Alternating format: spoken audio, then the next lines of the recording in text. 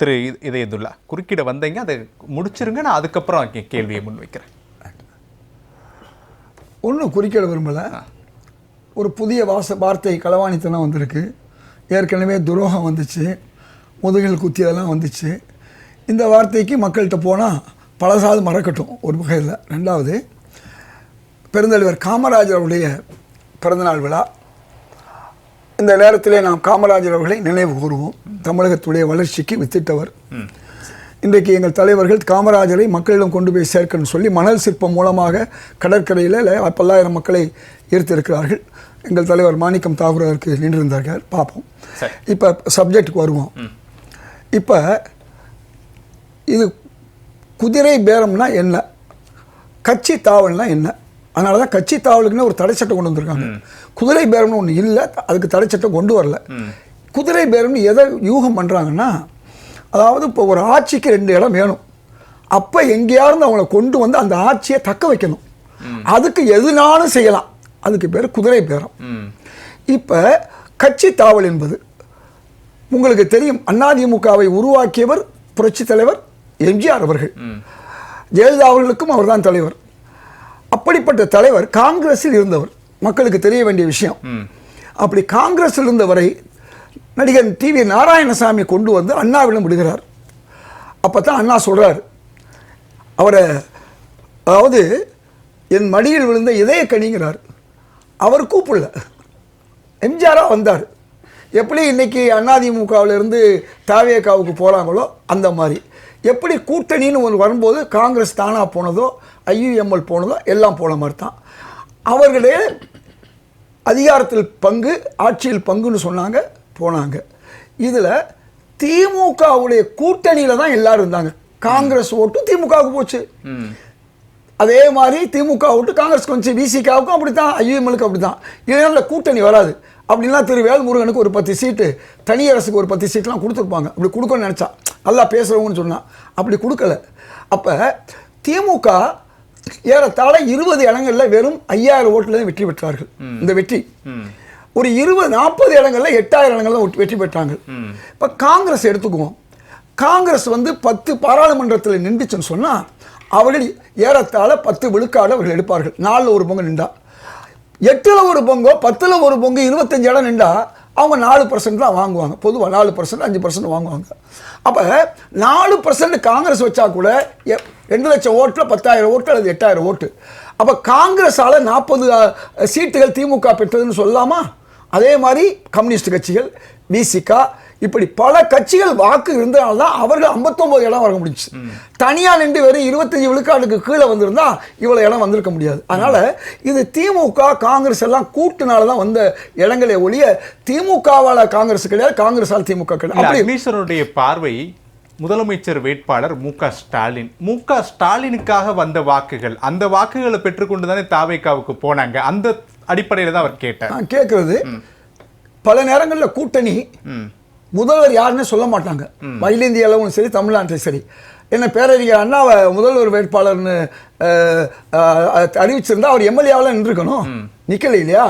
அதனால இப்போ நான் சொல்ல வர்ற விஷயம் வந்து, எம்ஜிஆர் அவர்கள் எங்கே வர்றாரு? காங்கிரஸ்லேருந்து வர்றாரு. அதனால அவர் காங்கிரஸ் கட்சி அவரை முதுகுல குத்துன்னு சொல்லலை. இன்னைக்கு இந்த அளவுக்கு திராவிட கட்சி வளர்ச்சிக்கு காரணம், ஆட்சியை பிடிக்க காரணம், நீங்கள் முகம் காட்டினால் 3 லட்சம் ஓட்டு, நீங்கள் பேச ஆரம்பித்தால் அல்லது சுற்றுப்பயணம் செய்தால் 30 லட்சம் ஓட்டுன்னு சொன்னது யாரு? பேரறிஞர் அண்ணா. அவ்வளவு பெரிய வலிமை வாய்ந்தவர் தான் எம்ஜிஆர். அவர் கூட கட்சி தாவல் தான். இதெல்லாம் கட்சி தாவல். எப்போ பேரம் நடந்துச்சு? குதிரை பேரம் மூதறிஞர் ராஜாஜி ஆட்சியில் நடந்துச்சு. அது காங்கிரஸ் ஆட்சி தான்.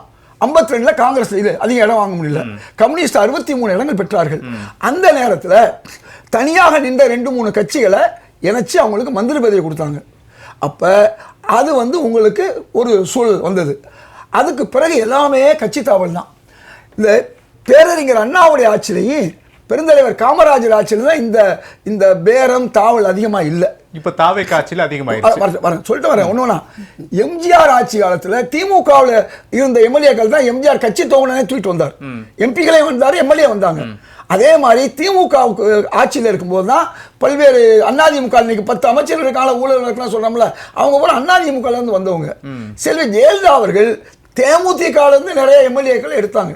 நான் எடுத்தாங்கன்னே சொல்றேன், அது தாவல் தான், கொண்டு வந்துட்டாங்க, கையில வச்சுக்கிட்டாங்க. அதே மாதிரி காங்கிரஸ் கட்சியில் ஒரு 91 என்ன செஞ்சாங்கன்னா ஜீனத் சர்புதீன் உள்ளிட்ட ஒரு 5-6 பேரை கொண்டு போயிட்டாங்க, காங்கிரஸ் கட்சியிலிருந்து கொண்டு போயிட்டாங்க. அதே மாதிரி 96 சொல்லி முடிச்சாரு. 96 என்ன பண்ணாங்கன்னா ஹக்கீம்னு ஒருத்தர் எங்கள்கிட்ட நல்ல பேச்சாளர், இவர் சார்ந்து ஒரு 4-5 பேரை கொண்டு போய் எங்க கொண்டு போய் வச்சுட்டாங்க. இந்த 2 தொகுதி நான் கேட்டேன். 89 நான் சேப்பாக்கம் நிக்கிறேன், 91 நான் தனியா நிற்கும் போது எனக்கு கிடைக்குது, 91 எனக்கு கிடைக்கல. யாரோ ஒருத்தர் கொண்டு ஜீனஸ் போடுறாங்க. என்னாச்சு, யாரையோ நானா இருந்தாலும் காங்கிரஸ்ல இருந்திருப்பேன், வேற ஒருத்தர் போட்டதுனால அவங்க அங்கே போயிட்டாங்க. அதே மாதிரி ஹக்கீம் என்ன பண்ணிட்டாரு, ஜெயலலிதா அவர்கள் எடுத்துக்கிட்டாங்க. இப்படி சொல்லுவோம். அதனால எல்லா தமிழ்நாட்டில் எல்லா கட்சி காலத்திலும் நடந்திருக்கு. எம்எல்ஏவா கொண்டு போனாங்க. ஆனா ஒரே வரி தாவேகா மட்டும்தான், அது எந்த பாஸ்கரா இருந்தாலும் வரும்போது எம்எல்ஏவா வராதீங்க, உங்க பதவியை ராஜினாமா பண்ணிட்டு வேறு ஆளா வாங்கன்னு சொன்னாங்க. இது இன்னைக்கு நேத்து இல்ல. அப்போ தாவேகா செய்தது சரிதானா? அதாவது தாவேகா செய்தது சரியா இல்லையா என்பதை விட நீங்க நாளைக்கு தாவேகாவுக்கு போகணும்னு விரும்புறீங்க, அவங்க ஏத்துக்கிறாங்களோ ஏத்துக்கல அது அவங்க வேற விஷயம். நீங்க போக விரும்பினா நீங்க போகாம ஊசி எப்ப இடம் கொடுக்கும், நூல் போற மாதிரி இருந்தா ஊசி எல்லாம் கொடுக்கணும். அந்த மாதிரி தான் நீங்க போறதா இருந்தாலும் நாம் போறதா இருந்தாலும் இதுதான் நடக்கும். சரி, ஒரே ஒரு குறுக்கீடு, இதே துலாட்ட அதே கேள்வியை முன்வைக்கிறேன். கர்நாடகாலேயோ வடகிழக்கு மாநிலங்களிலேயோ காங்கிரஸ் எம்எல்ஏக்கள் பாஜகவுக்கு போகும்போது ஊசி இடம் கொடுக்காமையா நூல் நுழைஞ்சிச்சு? நாங்க ஒத்துக்கிறோமே. ஆனா அது ஜனநாயகத்திற்கு எதிரானது, ஜனநாயகத்துக்கு முரணானது. காங்கிரஸ் நடத்தாத போராட்டம் இல்ல, நாடாளுமன்றத்துல பேசாத பேச்சு இல்ல, கிடையாது. கட்சி தாவல் அது பணம் கொடுத்து ஒரு ஆட்சியை உருவாக்குறதுக்கு, அது எப்படி, என்ன ஆதாரம்? ஒரு நிமிஷம், ஒரு ஆட்சியை உருவாக்குறதுக்கு கூட்டணி அமைப்பது என்பது வேறு. இன்னைக்கு பிரதமர் மோடி என்ன கூட்டணி அவர் 240 வச்சு அடிச்சிருக்காரா? தன் கூட்டணி கட்சியெல்லாம் அடிச்சிருக்காரு. அதை கேட்கல. தாவேகா இங்கு நடத்தக்கூடியதற்கு ஒரு வார்த்தை சூட்டப்படுதுல்ல, ஊசி நுழையாமையா நூல் வந்துச்சு. இப்ப கர்நாடகாவிலும் அதானே நடந்துச்சு. அது ஜனநாயகத்திற்கு முரணானது என்றால் தாவேகா செய்ததும் ஜனநாயகத்திற்கு முரணானது. சொல்ல வர்றேன், அங்கே நடந்ததும் இங்கே நடந்ததும் ஒண்ணுதான். அப்ப ஜனநாயகத்துக்கு முரணானது தாவேகா. ஒரு நிமிஷம், அங்கே ஆட்சியை கொண்டு வந்தாங்க, ஒரு இடம் வச்சுட்டு கூட ஆட்சியை பிடிச்சாங்க பாஜக. அவங்க பல கோடிக்கணக்கில் பணம் கொடுத்தாங்க. இங்க நான் என்ன கேட்கிறேன், தாவேகாவுக்கு வந்த யாராவது காங்கிரஸ் கட்சியோ அல்லது முஸ்லீம் லீக்கோ இப்ப வந்திருக்க கட்சிகளே குறிப்பிடாதீங்க, அதிமுக வந்த எம்எல்ஏக்கள் விவகாரத்தை நம்ம குறிப்பிடுவோமே. அதைத்தான் சொல்ல வரேன். அதிமுக எம்எல்ஏக்களுக்கு பணம் கொடுத்ததாக கைது செய்யப்பட்டாங்களா அல்லது முன்ஜாமீன் யாராவது எடுத்தாங்களா? கர்நாடகால காங்கிரஸ் எம்எல்ஏக்களுக்கு பணம் கொடுத்ததாக காங்கிரஸ் எம்எல்ஏக்கள் கைது செய்யப்பட்டார்களா? இப்ப நான் அதைத்தான் நான் கேட்கிறேன். இங்க நடந்த விஷயத்தை நம்ம சொல்றோம், அங்கே நடந்தா தனியா பேசுவோம், இப்ப பேசுவோம். ரெண்டுமே ஒண்ணுதான். அங்கே அந்த மாதிரி பிரச்சனை எழல. இங்க என்ன காங்கிரஸ் தானே எழுப்புனீங்க, நீங்க தான் எழுப்புனீங்க. நான் சொல்றதை கேளுங்க. காவிரி பிரச்சனையில தமிழ்நாட்டு காங்கிரஸ் நிலைமை வேற, காங்கிரஸ் அந்த டாபிக்கே நம்ம போகல சார். இது அந்த டாபிக்குள்ளே நம்ம போல. சரி, எனக்கு ஒரே ஒரு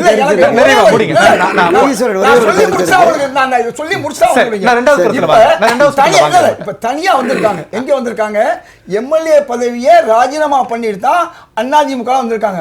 நான் சொல்றதெல்லாம் அதாவது ஏற்கனவே எம்எல்ஏக்களா இருந்தவர்கள் அனிதா ராதாகிருஷ்ணனா இருக்கட்டும், மதிமுகவில் வெற்றி பெற்ற கம்பம் ராமகிருஷ்ணா இருக்கட்டும், அவர்கள் எம்எல்ஏவே வந்தாங்க திமுகவுக்கு. இன்னைக்கு திமுகவில் விசிகாவுடைய முன்னாள் எம்எல்ஏ போறாங்க, காங்கிரஸ் வேட்பாளர் போறாங்க. ஆக இப்ப நீ சொல்ல வேண்டியது என்ன சொன்னா, அதிமுகவுடைய எம்எல்ஏக்களாவே திமுகவுக்கு போனாங்க. ஆனா இங்க அப்படி இல்ல, எல்லாரும் ராஜினாமா பண்ணிட்டு போயிருக்காங்க. இதுக்கு ஒரே ஒரு உதாரணம் மட்டும் நான் சொல்லி முடிச்சேன். ரெண்டாவது பாயிண்ட்ல வாங்க, ஒரு சரித்திர விஷயத்தை சொன்னா இன்னும் பேசலாம். விபீஷணன் ராவணனுடைய தம்பி எங்க வந்தாரு? ராமன் வர்றாரு. மகனோட அறுவரானும் சொல்வான், மகனோட அறுவரானும் அப்படி சொல்லி யார சொல்றாங்க? நான் எடுத்துக்கிறேன். அழகா சொன்னாரு, எடப்பாடி ஒழுங்கா இருந்திருந்தால், இந்த தன்னுடைய எம்எல்ஏக்களை சரியாக வைத்திருந்தால் எல்லா பதவியும் நான் தான், சட்டமன்ற எதிர்க்கட்சி தலைவர் நான் தான், அதே மாதிரி தலைவர் நான் விளைவு இருக்கிறத இழந்தாரு. இந்த உண்மையை புரிஞ்சுக்கணும் துறக்க சொன்னதுனால ரொம்ப சுருக்கமா நேரம் எடுத்துக்காது. களவாணிங்கிற வார்த்தை தமிழ் வார்த்தை, உள்ளங்கவர் கல்வன். யானை ஒரு நிமிஷம், யானோ அரசு முடிச்சிடட்டும், நேரம் இல்லை. ஒரு ராஜ்யசபா சீட்டு 2 அமைச்சர் பண்ற வேலையை பாருங்க. வேண்டாம் வேண்டாம் வேண்டாம். கொள்ளையடிச்சு கொலையில போட்டீங்க அதிமுக ஆட்சியில் 200 வருஷ கட்சி, 200 வருஷ கட்சி, நம்ம தலைவர் 70 வருஷம் இந்த நாட்டை எவ்வளவு கொள்ளையடிச்சிருப்பான்னு பாத்துக்கோங்க. அவர் நல்லா அமைதியா இருக்கணும். யானோ அரசன் யானே கல்வன், இது சிலப்பதிகாரம். அதை விட தமிழ்ல என்ன வேணுமா, கல்வனின் காதலி. அதனால களவாடுறதுங்கிறது தப்பு இல்லை, களவாடுங்கிற வார்த்தை நல்ல வார்த்தை தான். ஆனா ஏன் அவர் சொன்னார்னா, ஒரு ஆட்சியை மக்கள் எல்லாம் சேர்ந்து விஜய் அவர்களுக்கு 108 இடங்களை கொடுத்துருக்காங்க. நீங்க அதிமுகவும் திமுகவும் கூட்டா சேர்ந்து அந்த ஆட்சியை களவாட முயற்சி பண்ணீங்க. அதனால தான் அங்க திமுகவுடைய கூட்டணி கட்சிகள் வெளியே வந்தது ஒண்ணு, அதிமுகவிலிருந்து ரொம்ப பேர் வெளியே வந்ததுக்கு ஒரு காரணமும் இதுதான்.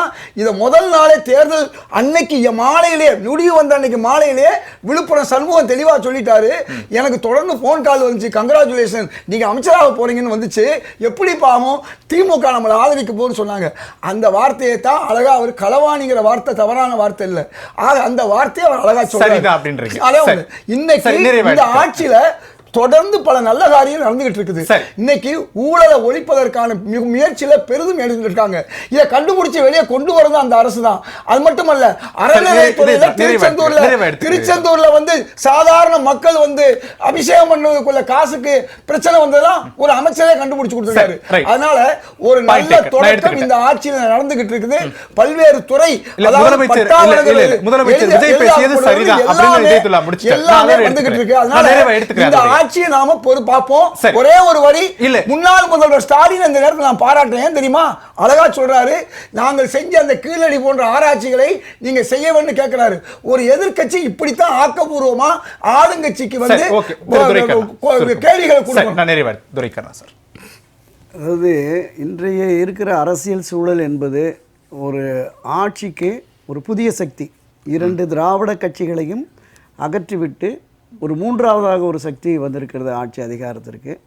ஜனநாயக ரீதியில் தேர்ந்தெடுக்கப்பட்ட இந்த ஆட்சி ஒரு 5 ஆண்டுகள் மக்கள் அளித்த அந்த வாக்குகள் அடிப்படையில் இருக்கணும் அப்படிங்கிறது தான் பொதுவெளி பார்வையாக இருக்கிறது. திராவிட முன்னேற்றக் கழகமும் அண்ணா திராவிட முன்னேற்றக் கழகமும் இந்த பாடமாக எடுத்துக்கொண்டு அடுத்த தலைமுறை, இளைய தலைமுறையை ஈர்க்க தவறிவிட்டது, அவர்களுக்கான இடத்தை வழங்க மறந்து விட்டதுங்கிறது தான் இந்த நிலைப்பாட்டிற்கான காரணம். இந்த ஆட்சி 6 மாதத்தில் போயிடும், 3 மாதத்தில் போயிடும், அடுத்த 6 மாதத்தில் போயிடும்னு திராவிட முன்னேற்ற கழகம் ஒரு பக்கம் பேசிகிட்டு இருக்கு, இதுவும் இருக்குது. அப்போ எப்படி போகும் அப்படின்னு சொன்னால், அந்த குதிரை பேரம் அங்கேயும் வருது இங்கேயும் வருது. திமுக தரப்புலையும் தவிக எம்எல்ஏக்களை விலை பேசுகிறார்கள், 35 கோடி 50 கோடி அப்படிங்கிற மாதிரி இருக்குது. இந்த பக்கமும் இருக்குது. இந்த ஆட்சி நிலையாக இருக்குன்னா 118 120 எம்எல்ஏ வேணும். அதனால் இவங்க வருகிற ஆதரவை நாம் எடுத்துக்கொள்வோம் அப்படிங்கிற பாணியில் தான் போகிறாங்க. திரு விஜய் அவர்களை பொறுத்தளவில் அவர் இன்னுமே அவருடைய உரை, உடல் மொழி எல்லாம் ஒரு வித சினிமாத்தனை இருக்குது. இன்னும் அந்த கதாநாயகத்தன்மையோடு தான் செயல்படுகிறார். இது ஒரு தனி வழி அப்படிங்கிற மாதிரி. பாரம்பரியமாக இருந்த அந்த 50-60 ஆண்டு கால அரசியல் போக்கு இருக்குல்ல, அதிலிருந்து இன்றைய இளைஞர்களை ஈர்க்கக்கூடிய அளவிற்கு இது பண்ணணும் அப்படின்னு. ஆனால் அவர் ஒரு பெரிய அரசியல் கட்சியின் தலைவர், ஒரு மாநிலத்தின் முதலமைச்சர், அந்த பொறுப்புணர்ந்து ஒரு பக்குவமாக நடந்து கொள்ள வேண்டும் என்பதுதான் பொதுவெளி கருத்து.